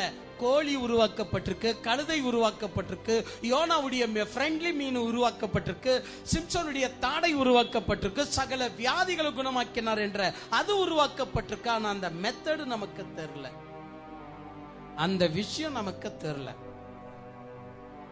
என் அன்பு தெய்வ பிள்ளைகளை, கொஞ்சம் உங்களுடைய காரியத்தை நீங்கள் எண்ணி நீங்க பாருங்க. கிறிஸ்துவானவர் உருவாக்கப்படுவதற்கு ஊழியம் செய்த அப்போஸ்தலன் எங்க? கிறிஸ்துக்குரியவைகளை உருவாக்கி செய்கிற இந்த ஊழியக்காரங்க எங்க? எவ்வளவு டிஃபரெண்ட் இருக்கு. இரண்டாவது காரியம், நீங்க ஆக்சுவலி செய்ய வேண்டியது என்ன? எபிரியர் புஸ்தகம் 5ஆம் அதிகாரத்தின் பிரகாரமாக இரண்டாவது உங்களுக்குள்ள நடைபெற வேண்டிய விஷயம் 5ஆம் அதிகாரம், உங்க வசதிக்காக 8ஆம் வசனம். அவர் குமாரனாயிருந்தும் பட்ட பாடுகளினாலே கீழ்ப்படிதலை கற்றுக்கொண்டு. அடுத்தது என்னன்னு சொன்னா, கிறிஸ்துவானவர் மூலியமா தேவனுக்கு கீழ்ப்படுகிற தன்மை உங்களுக்குள்ள உருவாக்கப்படணும். இதெல்லாம் ஓஷோ கிடையாது. அதனாலதான் ஓஷோ என்ன பண்ணிட்டோம்னா, ஓசியா ஒரு விஷயத்த சொல்லி போயிட்டாப்ல. அது வெறும் தத்துவம், அவ்வளவுதான், சத்தியம் கிடையாது. மேல அவரை பார்க்க தான் போறீங்க, எங்க இருப்பாரு அப்படின்னு. நான் மீண்டுமாக சொல்லுகிறேன், ஜாகிரதையா இருங்க. கிறிஸ்துவானவர் தான் தேவனுடைய குமாரனாய் இருந்த பட்ட பாடுகளினால் தேவனுக்கு கீழ்ப்படிதலை கற்றுக்கொண்டார். அப்படின்னா உங்ககிட்ட எது வளரணும்? அற்புதம் வளரக்கூடாது, சொப்பனங்கள் வளரக்கூடாது, தீர்க்க தரிசனங்கள் வளரக்கூடாது, டெய்லி அற்புதங்கள் வளரக்கூடாது, கீழ்ப்படிதல் வளர்ந்து கொண்டே இருக்கணும். எங்கெங்க இருக்கு? கீழ்ப்படிதலை குறித்து பேசக்கூடாது. ஐயா, இன்னைக்கு இருக்கிற திருச்சபை குறித்து அன்னைக்கு அப்போஸ்தலன் பவுல் சொன்னார், கடிந்து கொள்கிறவரை கடிந்து கொள், அவங்க ஒழுங்கா இருப்பாங்க. எவன் கடிந்து கொள்ளும் போது ஒன்னே எதிர்த்து பேசுறான்னு துரத்திடுன்றார். அனுப்பிடு. அவங்க நாளந்து ஒரு பிரயோஜனமும் நமக்கு கிடையாது. அனுப்பிடு. அதுபோல இன்னைக்கு உண்மையிலேயே சொல்லுவோம், நம்ம ஊழியத்தில் அதான் நடக்குது. ஒருத்தரையும் கடிந்து பேசுற மாதிரி இல்ல, ஒருத்தரையும் சொல்ற மாதிரி இல்ல. இவங்களுக்கெல்லாம் முலாம் பூசி நாம் பேசணும். இவங்களெல்லாம் மகாராணி மகாராஜா என்று கூப்பிட்டு நாம் பேசணும். இவங்களுக்கு கடவுள் கூட இப்படியே தான் நடத்திட்டு இருப்பாரு. என் அன்பு மகளே, உனக்கு ஒரு நான் கடிதம் அனுப்பினேனே, என் காதல் கடிதத்தை நீ பார்த்தாயா? ஒருத்தர் பாடல பாடி இருக்கிறார். என்ன பாடல் அது? இயேசுவே உன் மீது நான் காதல் கொண்டேன், இயேசுவே உன் மீது காதல் கொண்டேன், உன் மீது காதல் கொண்டேன், காதல் கொண்டேன். ஐயா, காதலுக்கு அன்புக்கு நிறைய வித்தியாசம் இருக்கு. காதல் வேற, அன்பு வேற. ஐயா, காதல் எங்க இருக்கணும் அங்க இருக்கணும், அன்பு எனப்படுது எங்க இருக்கணும் அங்க இருக்கணும். அன்பு காதல் ஒன்றும் இல்ல, ஒன்று ஆகாது. ஒரு ஜென்ஸ் வாய் விட்டு ரொம்ப ஈஸியா சொல்லுவான், இயேசுவே நான் உம்மை காதலிக்கிறேன் அப்படின்னு.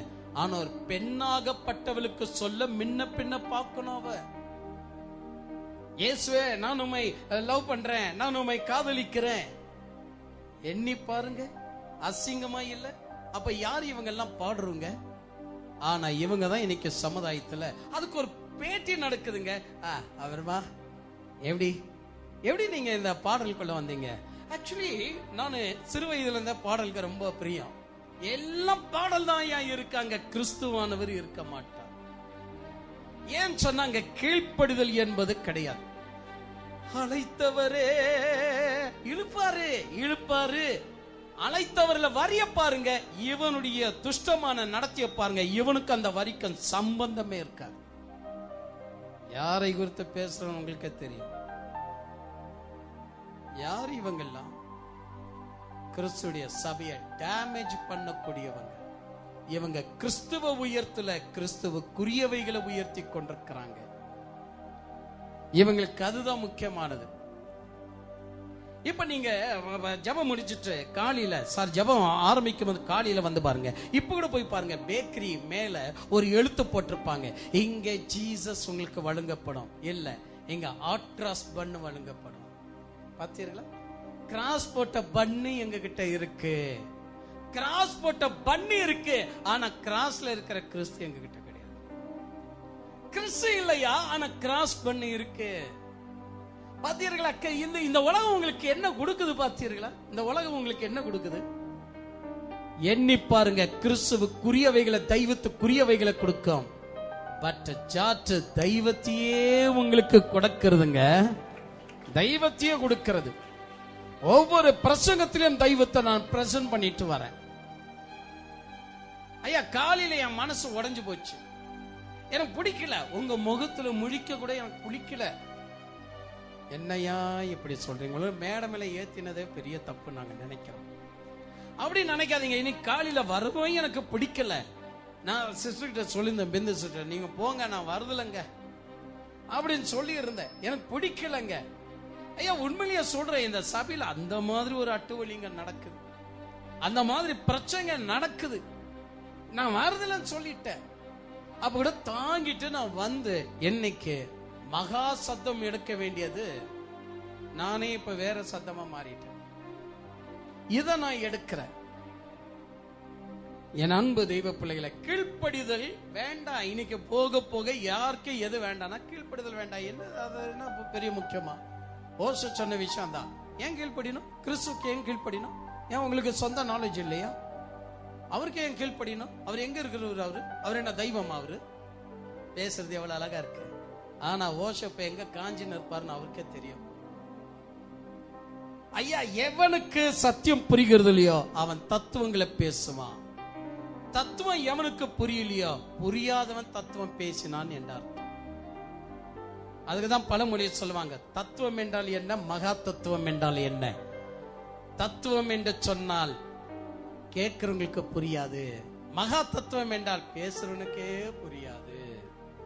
இதான் என் தத்துவத்தில் இருக்கிற. ஆனால் ஆண்டவர் நமக்கு தத்துவத்தை கொடுக்கல, டாக்டரினை கொடுக்கல. இறைவன் ட்ரூத்தை கொடுத்தார், சத்தியத்தை கொடுத்தார். அதனால எபிரேயர் புஸ்தகம் 5:8 இவள் நேரத்துக்கெல்லாம் கீழ்ப்படிதல் வந்திருக்கணும். இல்லையா? அது உருவாக்கப்படல. எல்லாம் நமக்கு சாதகமா இருந்தா மட்டும்தான் கீழ்ப்படிதல். எல்லாமே நமக்கு சாதகமா இருந்துச்சு அப்படின்னா ஓகே. இல்ல அப்படின்னு சொன்னா அது தலை எடுக்க கூட சாத்தியம் இல்ல. மூன்றாவது விஷயம், ஏன்னா நிறைய நேரம் ஆனது. மூன்றாவது விஷயம், கொலோசியர் புஸ்தகம் 1ஆம் அதிகாரத்தை எடுத்துக்குவோமா? கொலோசியர் புஸ்தகம் 1ஆம் அதிகாரம் 13 வசனம் உங்க வசதிக்காக நான் வாசிக்கிறேன். இருளின் அதிகாரத்தினின்று நம்மை விடுதலையாக்கி தமது அன்பின் குமாரனுடைய ராஜ்யத்திற்கு உட்படுத்தினவருமாயிருக்கிற பிதாவை தோற்கடிக்கிறோம். உங்களுக்கு ஒரு விஷயம் தெரியுமா? கிறிஸ்துவானவர் ஏன் மேன்மை தெரியுமா? ஏன்னா இருள இருக்கிறத பார்க்காதன்னு சொல்றாரு. இதெல்லாம் இருளுக்கு சம்பந்தப்பட்டது. உலகத்துல என்னெல்லாம் ஐஸ்வர்யம் இருக்கோ அதெல்லாம் இருளுக்கு சம்பந்தப்பட்டது. அதை பார்க்காத, அது மேல கண்ணை வைக்காத. நீ ஆக்சுவலி ஒளிக்கு சம்பந்தப்பட்டது. கிறிஸ்துவானவர் நமக்குள்ள ஏன் மேன்மையா இல்லைன்னா நம்ம ஒளிக்கு சம்பந்தப்படுறது இல்ல.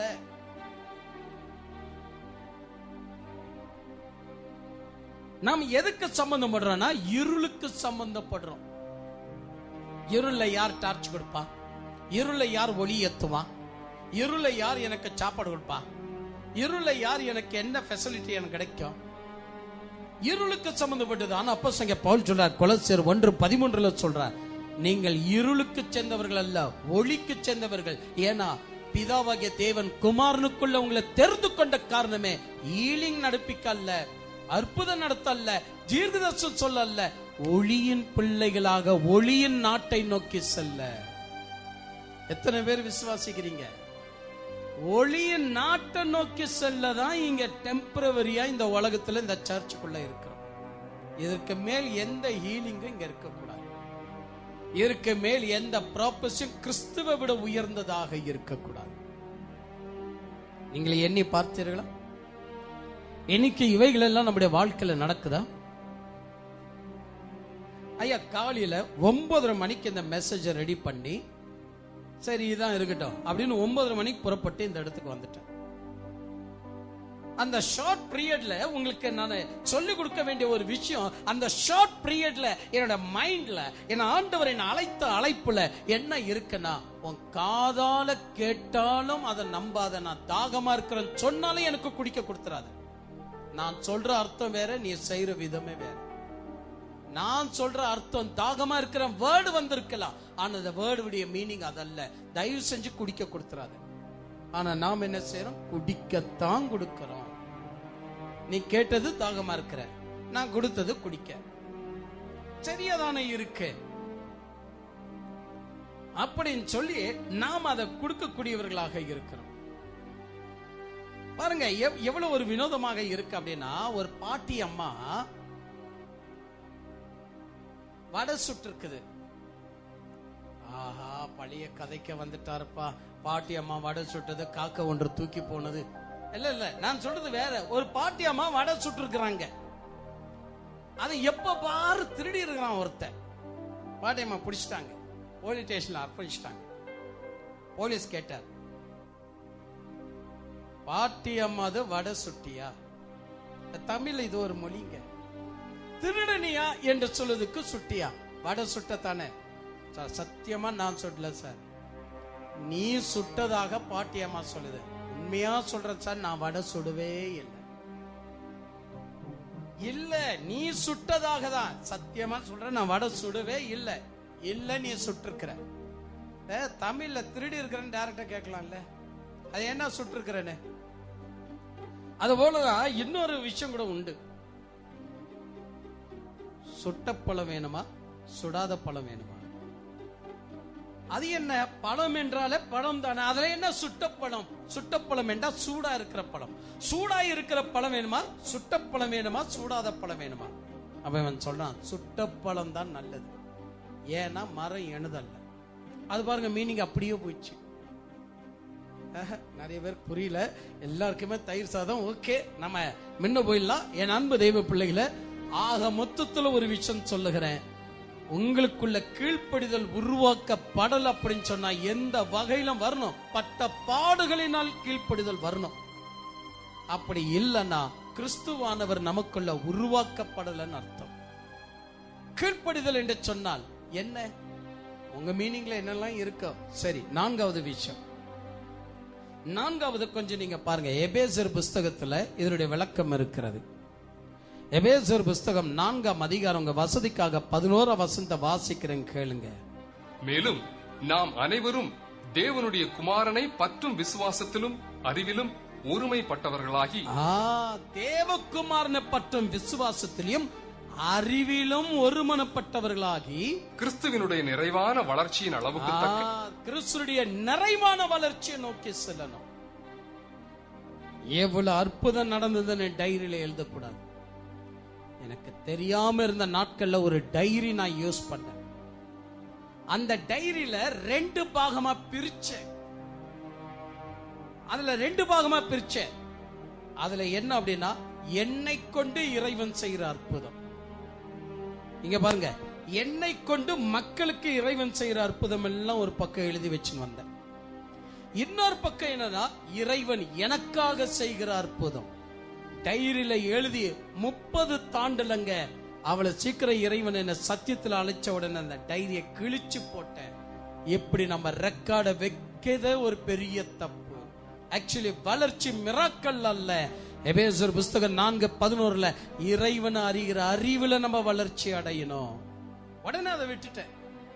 அதை விட்டு ஒழுங்கா சத்தியத்தை படிக்கும்படியாக போனேன், சத்தியத்தை கற்றுக்கொள்ளும்படியாக போனேன். கர்த்தர் என்னை உயர்த்தினார். அந்த ஒளியில தான் இன்னைக்கு நீங்கள் எல்லோருமே நடந்து கொண்டிருக்கிறீங்க. ஷார்ட் பீரியட்ல ஒரு வார்த்தை பேசுன்னு சொன்னா, ஷார்ட் பீரியட்ல இப்ப நான் பேசிட்டு இருக்கிறேன், ஏதோ நான் தாகமா இருக்கிறேன், இந்த வார்த்தைய உலகத்துல எவனாச்சிலும் பேசிருப்பானா? நீங்க இன்டர்நெட்டை தோண்டி பாருங்க, நீங்க இன்னைக்கு டிவில உட்கார்ந்து கேட்டு பாருங்க. நான் சொன்ன மாதிரி கிறிஸ்துவ அங்க பிரசன்ட் பண்ணிட்டோம். நான் வர முடியாது என்ற இடத்துலயும் வர முடியும் என்று சொல்லி ஷார்ட் பீரியட்ல எடுத்த செய்தி இந்த அளவுக்கு இருக்கு. அப்படி நான் சிந்தித்து பாருங்க, நாம கிறிஸ்துவானவரை மேலானவராய் எண்ணி வச்சிருக்கிறோமா? கிறிஸ்துவானவரை உயர்த்தி வச்சிருக்கிறோமா? 5வது விஷயம், நிறைய நேரம் எடுத்துக்கிட்ட அதனால இந்த முடிய போகிறது. 5வது விஷயம் எடுத்துக்கங்க. இனி நீங்கள் 5வது விஷயம் நீங்க கவனிக்க வேண்டிய ஒரு காரியம், 1 கொரிந்தியர் புஸ்தகம் 1ஆம் அதிகாரம், 1 கொரிந்தியர் புஸ்தகம் 1ஆம் அதிகாரம், சுமாராக உங்க வசதிக்காக நானே 9ஆம் வசனத்தை வாசிக்கிறேன், கேளுங்க என்ன என்று சொல்லப்படுது. தம்முடைய குமாரனும் நம்முடைய கர்த்தருமாய் இருக்கிற இயேசு கிறிஸ்துவுடனே ஐக்கியமாய் இருப்பதற்கு உங்களை அழைத்த தேவன் உண்மையுள்ளவர். ஆஹா, தேவன் எதற்கு உங்களை அழைச்சார்னா, கோழியோடு கூட ஐக்கியம் கொள்ள அல்ல, மிராக்கலோடு கூட ஐக்கியம் கொள்ள அல்ல, எண்ணெய் பூசுதலோடு கூட ஐக்கியம் கொள்ளுதல் அல்ல, ஹீலிங்கோடு கூட ஐக்கியம் கொள்ள அல்ல, குமாரனை கொண்டு தேவனோடு கூட ஐக்கியம் கொள்ளவே இறைவன் உங்களை அழைச்சா. எவ்வளவு பெரிய சந்தோஷமான ஒரு காரியம். சிலர்கள் மட்டும்தான் கை தட்டினீங்க. எதற்கு இறைவன் நம்ம அழைச்சிருக்கிறார்? கிறிஸ்துவை கொண்டு தேவனோடு கூட ஐக்கியம் கொள்ள. ஆனா இன்னைக்கு எல்லாம் சர்ச்சுடைய நோக்கம் எல்லாம் மாற்றப்பட்டிருக்கு. இங்க பாருங்க, ராஜேஷ் பிரதரை பார்த்த உடனே ஒரு ஞாபகம் வந்துச்சு. நம்ம ஆள் ஒருத்தர் டைலரிங் ஷாப் போனப்பல, நாங்க இந்த ஷர்ட், இந்த பேண்ட், இந்த பீஸ் துணி எடுத்து எனக்கு தைச்சு கொடுங்க அப்படின்னு சொன்னாப்ல. அவரும் என்ன பண்ணாரு, தைச்சார், ஸ்டிச்சிங் பண்ணி கொடுத்தார். இந்த காலுக்கு மேல இடுப்பு இடிக்குது, மேல அது என்ன ஆகி போச்சுன்னா, அது ஒரு இடுப்பு மேல இருக்கு, ஒரு இடுப்பு கீழே இருக்கு. இந்த ஷர்ட் என்ன போச்சுன்னா, ஒன்று ரொம்ப நீளமா இருக்கு, ஒன்று குட்டியா இருக்கு. அப்ப அவர் சொன்னார், என்னங்க நீங்க டைலரு, இங்க பாருங்க எப்படி இருக்கு பாருங்க, ஒன்னுமே முடிய மாட்டேங்கிறது. பேண்ட போட்டா ஒன்னு நீளமா இருக்கு, இந்த பக்கம் நீளமா இருக்கு, இந்த பக்கம் கை குட்டியா இருக்கு, இந்த பக்கம் காலு குட்டியா இருக்கு, ஆனா இந்த பக்கம் கை நீளமா இருக்கு, என்னங்க தைச்சிருக்கிறீங்க? டைலர் சொன்னார், இந்த மாதிரி எம்ப்ராய்டிங் கிடைக்குமா? இந்த மாதிரி எம்ப்ராய்டிங் கிடைக்குமா? கிடைக்காது சார். கிடைக்காது இல்ல, அட்ஜஸ்ட் பண்ணி போட்டுக்க. எப்படி சார் போட? காலை கொஞ்சம் தூக்கிக்க, கைய கொஞ்சம் வலிச்சுக்க, நடந்தார் சார். அதியா எம்ப்ராய்டிங் முக்கியம். நீ என்ன மிஸ்டேக், நம்ம ஒத்து போனா நிறைய விஷயத்துக்கு நீ ஒத்து போனோம், நீ ஒத்து போ. அவரு நடக்க ஆரம்பிச்சார். அத எதிரில் வந்தவர் சொன்னார், எங்கங்க நீங்க ஸ்டிச் பண்ணது அப்படின்னு. அவர் சொன்னார், இந்த மாதிரி டைலரிங் ஷாப்ல. அந்த ஆள் உண்மையிலேயே இந்த மாதிரி ஊனமுற்றவர்களுக்கே இவ்வளவு ஃபிட்டா தைச்சிருக்கிறார்னா, ஐயா அவன் சபைக்காக நீ ஐயா அசிங்கப்படுற தேவனுடைய சமூகத்துல.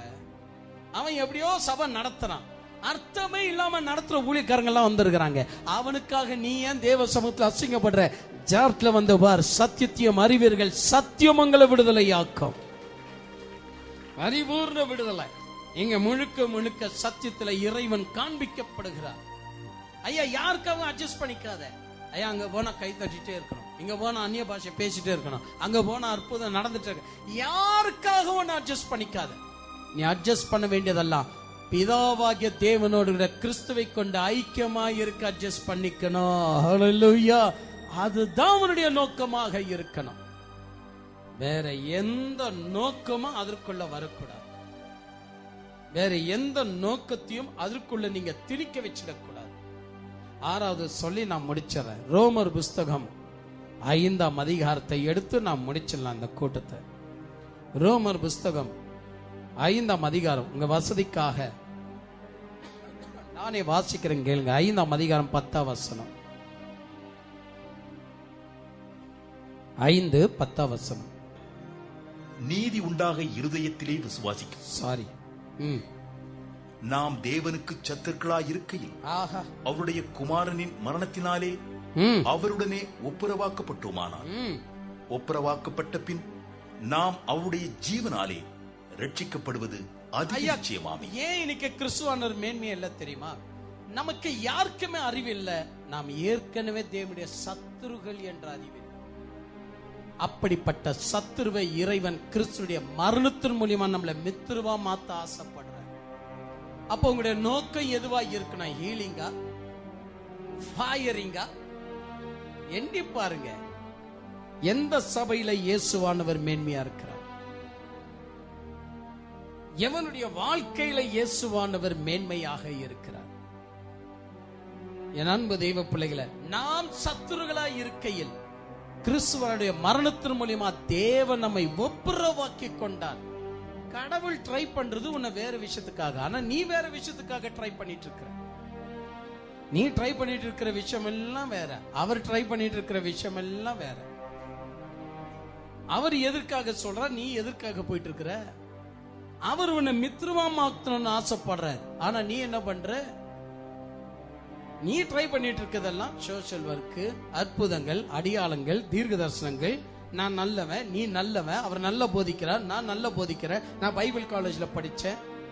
ஐயா, எவ்வளவு பெரிய பிரசங்கமா இருந்தாலும், எவ்வளவு அருமையான குறிப்புகளை எடுத்தாலும், அது கிறிஸ்துவ அண்டல நம்மளை சேர்க்கலை என்றால், சத்ருவானுடைய காரியத்தை மீட்ட நம்மளை மீட்கலை என்று சொன்னால் அத்தனையும் வேஸ்ட். அத்தனை காரியமும் நமக்கு தலைகீழாக அது மாற்றப்படும். கடைசியா நான் சொல்லி முடிக்கிறேன். என் அன்பு தெய்வ பிள்ளைகளை, எல்லாவற்றுக்கும் மேலாக கிறிஸ்துவானவர் மேலாக உயர்க்கப்படணும்னா தேவன் பயன்படுத்திய பொருள்களுக்கு முக்கியத்துவம் கொடுக்காதீங்க. அந்த பொருள்களை பார்த்து கொண்டு தேவனுக்கு முக்கியத்துவம் கொடுங்க. ராஜாவே இல்லாத அரண்மனையை பார்க்க போகாதீங்க, ராஜாவையே பார்க்க போங்க. ஆனா இன்னைக்கு நம்ம பழகி இருக்கிறது ராஜாவே இல்லாத அரண்மனையை பார்க்க பழகிட்டோம். ராஜாவை பார்க்க பழகு. அரண்மனையை பார்க்க வேண்டியது ராஜாவை சுற்றி பார்க்க 3 நிமிஷம் போதாது. ஆனா ராஜாவுடைய அரண்மனையை சுற்றி பார்க்க 3 வருஷமானாலும் அவ்வளவு பொக்கிஷம் இருக்கு. ஆயிலும் அதை ஓரம் ஒதுக்கு. ராஜா தான் முக்கியம் என்பது கருது. அவர் தான் உனக்கு முக்கியமானவர். எத்தனை பேர் விசுவாசிக்கிறீங்க? எல்லாம் பைபிள் எல்லாம் அப்புறப்படுத்துவோமா? நம்ம எல்லாம் அப்படியே ஆண்டவரை நாம் நோக்கி பார்க்கலாமா? எல்லாரும் சும்மா இருக்க கூடாது. எல்லா வாய்களை திறந்து ஆண்டவரை பார்த்து. எல்லாராலையும் ஜெபிக்க முடியாது. அதனால இந்த சகோதரிகளுக்குள்ள இந்த வசனம் எனக்கு ரொம்ப உணர்த்தப்பட்டது அப்படின்னு சொல்லக்கூடிய 2 சகோதரிகள் மட்டும் முன்னவாங்க. சகோதரர்களுக்குள்ள எல்லாருக்காகவும் ஜெபிக்கவும், வசனத்திற்காகவும் ஜெபிக்கவும், வசனம் போகிற இடமெல்லாம் மக்களுடைய மனக்கணங்களை திறந்து வைக்கவும் ஜெபிக்கக்கூடிய 2 பிரதர்ஸ் மட்டும் முன்னாடி வாங்க. எல்லாருக்கும் ஜெபிக்க வாய்ப்பு இல்லை. 2 பேர் மட்டும் ஜெபிக்கலாமா? கண்களை மூடுவோமா? கிறிஸ்துவுக்குள் பிரியமானவர்களே, கர்த்தருடைய நாமத்தில் உங்கள் அனைவருக்கும் நல்வாழ்த்துக்கள். இப்படியாக நீங்கள் கேட்ட இந்த சத்திய வெளிப்பாடை போல பல ஆயிர வருடங்களாக பேசப்படாத சத்திய வெளிப்பாடுகளை நம் ஊழியர் எஃப் ஜோயல் டேவிட் அவர்கள் பேசியுள்ளார்.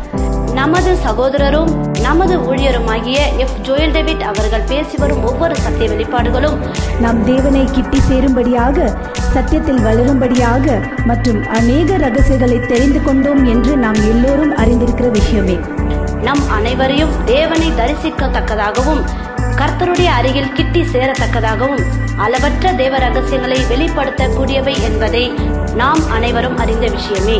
இது மட்டுமல்லாமல் அநேக தேசங்களில் இருக்கிற தேவ மக்கள் நம் சத்திய வெளிப்பாடை கேட்ட மூலியமாக நம் வாட்ஸ்அப், நம் FM மற்றும் CD மற்றும் யூடியூப் மூலியமாக பயன்படுத்தி வந்து கொண்டிருக்கிறார்கள். மற்றும் ஆங்கிலம், மலாய், சிங்களம், டச், நெதர்லாந்து, போர்ச்சுகீஸ் போன்ற மொழிகளுக்கு சம்பந்தப்பட்ட திருச்சபைகளில் பயன்பட்டு வருவது குறிப்பிடத்தக்கது. மற்றும் நம் ஊழியர் பேசியிருக்கிற சில செய்திகள் 582 மணி நேரமும், இன்னும் சில செய்திகள் 583 மணி நேரமும், இன்னும் சில செய்திகள் 980 மணி நேரமும், இன்னும் சில செய்திகள் 1760 மணி நேரமும், இன்னும் வேறு செய்திகள் 1500 மணி நேரமும், மொத்தமாக 5412 மணி நேரம் தக்கதாக செய்திகள் உள்ளது. அது மட்டுமல்லாமல் இத்துடன் 30,000 மணி நேரம் கொண்ட மிக பிரம்மாண்டமான சத்திய வெளிப்பாடுகளும் உள்ளது என்பது இங்கு குறிப்பிடத்தக்கது. இந்த செய்திகள் கேட்க வேண்டும் என்று ஆர்வத்தோடு இருக்கிற தேவ பிள்ளைகள் நம் சந்தாதார் மூலியமாக நீங்கள் கேட்டு பயன் அடைந்து கொள்ளலாம். சந்தாதாரர் பகுதி என்பது தினமும் அரை மணி நேரம் கொடுக்கக்கூடிய ஒரு செய்தியாகும். இந்த அரை மணி நேரம் செய்தியானது பல சத்திய வெளிப்பாடு புத்தகங்களுக்கு ஈடாக அவர் இந்த ஒரு அரை மணி நேரத்திலேயே எங்களுக்கு அவர் செய்தியை கொடுத்து விடுகிறார். நமது கிறிஸ்து உரைத்த வாக்கின் வர்ணமாக யோவான் 8:32 சத்தியத்தை அறிவீர்கள், சத்தியம் உங்களை விடுதலையாக்கும் மற்றும் 1 தீமோத்தேயு 2:4 படி எல்லா மனுஷர்கள் ரட்சிக்கப்படவும் சத்தியத்தை அறிகிற அறிவில் வளரவும் தேவன் சித்தமுள்ளவராய் இருக்கிறார் என்ற வாக்கின்படி இன்றும் நமது ஜார்ஜ் மினிஸ்ட்ரி அயராமல் உழைத்து வருகிறது. இதை கேட்டுக்கொண்டிருக்கிற அருமையான தேவ பிள்ளைகளே, நீங்கள் அனைவரும் இந்த சந்தாதார பகுதியில நீங்களும் சேர்ந்து எங்களைப் போல சத்திய வெளிப்பாட்டை அறிகின்ற அறிவில நீங்களும் வளரும் படிக்க இந்த சந்தாதார பகுதியில் இணைந்து கொள்ளும் படிக்க உங்கள் ஒவ்வொருவரையும் நாங்கள் அன்போடு அழைக்கிறோம். வாருங்கள், நீங்களும் இணைந்து கொள்ளுங்கள். நாங்கள் உங்களுக்கு தனிப்பட்ட விதத்தில் வாட்ஸ்அப்பிலோ டெலிகிராமிலோ அல்லது வேற ஒரு சோசியல் மீடியா மூலியமாகவோ உங்களுக்கு மட்டுமே அனுப்பி கொடுக்கின்ற செய்திகளை நீங்கள் கேட்டு சத்தியத்தில் வழிநடந்து வருவது எங்களுக்கு மிகவும் மகிழ்ச்சியாய் உள்ளது. ஆனால் நீங்கள் ஒரு முறை அல்ல ஒவ்வொரு செய்திகளையும் நீங்கள் யூடியூபுக்கு சென்று லைக் கொடுங்க, சப்ஸ்கிரைப் பண்ணுங்க. கண்டிப்பாக நீங்கள் எல்லாரும் லைக் பண்ண வேண்டும். யூடியூபில் சென்று லைக் பண்ணி சப்ஸ்கிரைப் பண்ணுங்க. எனவே பிரியமானவர்களே, இது போன்ற சத்திய வெளிப்பாடுகளை தினந்தோறும் கேட்க விருப்பம் உள்ளவர்கள் இன்றைய சந்தாதாரர் பகுதியில் இணைய நம்பர் 098805100712 மற்றும் 6360697395. ஆர்வமுடன் சத்தியத்தை கேட்கும் உங்கள் அனைவரையும் சத்தியபரனாகிய கர்த்தர் தாமே ஆசீர்வதிப்பாராக. ஆமேன்.